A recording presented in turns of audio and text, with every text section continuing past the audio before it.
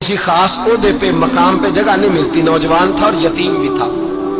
शौक बन गया दीन पढ़ने का। मोहल्लेदार इलाके वाले कहने लगे कहाँ से कमाएगा, ना बाप है, ना माँ है, ना घर है, कहाँ से। हजरत रूमी कहते हैं नौजवान ने जंगल में झोंपड़ी लगा ली। वहां वो सुबह मदरसे जाता, शाम को जंगल में रहता, वहां अल्लाह अल्लाह करता, सबक याद करता। एक दिन बादशाह की बेटी रास्ता भूल गई, जंगल में आई सहेलियों के साथ, बॉडीगार्ड भी साथ थे पर रास्ता भूल गई। खोती खोती शाम हो गई, ऐसी खोई कि जब रात गहरी हो गई तो आके उस नौजवान के पास रुकी और चिल्लाने लगी। शेर के दहाड़ने की आवाज आती है, भेड़िए के बोलने की आवाज आती है। नौजवान अकेला, सहेलियां बिछड़ गई, गार्ड बिछड़ गए। कहने लगी मैं परेशान हूँ, मुझे जगह मिल जाएगी। नौजवान कहता मैंने शहजादी देखी और मुझे भी पता था कि घर एक ही है और रात को अंदर से दरवाजा भी बंद करना पड़ता है, जंगल जानवर भी आ जाते हैं। कहते मेरी छोटी सी कुटिया में झोंपड़ी में वो आई, रो के कहने लगी सहारा कोई नहीं, अगर मैं पीछे निकलूंगी तो भेड़िए खा जाएंगे। कहते मैंने उसे जगह दे दी। अकेली औरत, चिराग जल रहा है, सबक याद कर रहा हूँ। मेरे नबी पाक ने फरमाया जहां मर्द औरत अकेले हो तीसरा शैतान होता है। और शहजादी, वो बच्चा कहता है सबक याद करता रहा सारी रात। वो बच्ची को कहा सो जा, पर वो कहती है नींद मुझे भी कहाँ आई। ऐसे मौकों पर नींद, सारी रात सबक याद करता। थोड़ी थोड़ी देर के बाद चिराग जलता तो उस पर उंगली रखता, हाथ जलता तो पीछे खींच ले, फिर दूसरी उंगली रखता, थोड़ी देर के बाद जलता तो खींच ले, हाथ सारा जल गया। सुबह किरणें चमकी तो कहने लगा चल निकल जा, दौड़ जा, बस बड़ा सब्र का इम्तिहान हो गया, चली जा। शहजादी बाहर निकली, सिपाही ढूंढ रहे थे। बादशाह खुद जंगल में निकला हुआ था, मेरी बेटी मिल गई।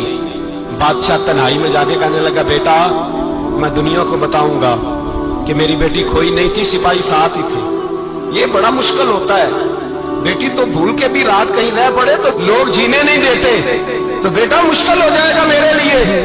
कहाँ थी? उसने कहा नेक नौजवान के पास। उसने कहा बेटा मैं तो तेरी बात मानूंगा पर दुनिया नहीं मानेगी। अगर उस नौजवान ने किसी को बता दिया कि तू उसके पास थी तो फिर लोग मेरा जीना मुहाल कर देंगे। बेटा मैं मर जाऊंगा, मेरी मजबूरी ये है कि वो कहीं राज ना उगल दे वो नौजवान, उसे कत्ल करना पड़ेगा। औरत ने मिन्नतें की, उस बेटी ने कहा मेरे मौसम को मारोगे, रोई।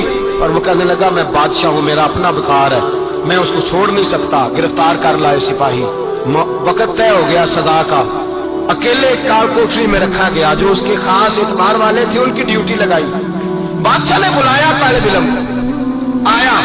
औरत कहने लगी, बेटी कहने लगी एक दफा तो बुलाओ ना, एक सवाल बस पर्दे में रह के पूछना है और फिर जो आपका जी चाहे। मेरे मौसम को मारना तो है तो मर्जी आपकी। सामने खड़ा किया, नौजवान पर्दे के पीछे, औरत खड़ी हो गई। बादशाह बीच बैठ गया। बीबी कहने लगी सारी रात बेदार मैं भी रही, सोया तू भी नहीं। वो जो तू चिराग के करीब हाथ लगा के जलाता था वो समझ नहीं आई।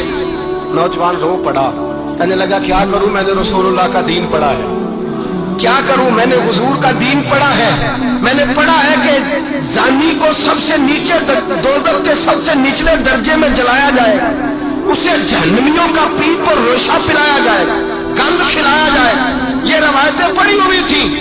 थोड़ी थोड़ी देर के बाद शैतान मुझे कहता था बदकारी कर ले।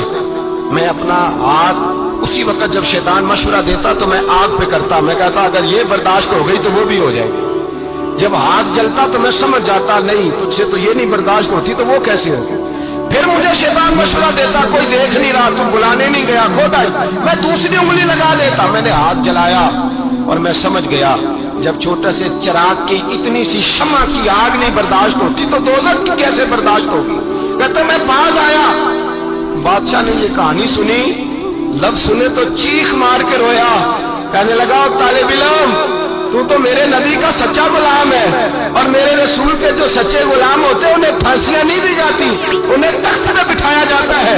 अब तुझे सजा नहीं होगी बल्कि मैं अपनी बेटी का निकाह तेरे साथ करूंगा और मेरे बाद इस सल्तनत का बादशाह भी तू ही बनेगा। अब वो नौजवान वहां नारे लगा रहा है, कहता लोगों तुम मुझे कहते थे दीन से क्या मिलता है, दीन से तो अल्लाह तख्त व ताज भी अता फरमा देता है। अगर नौजवान शर्मो हया वाले बन के रहे अल्लाह सारी इज्जतें दे देगा।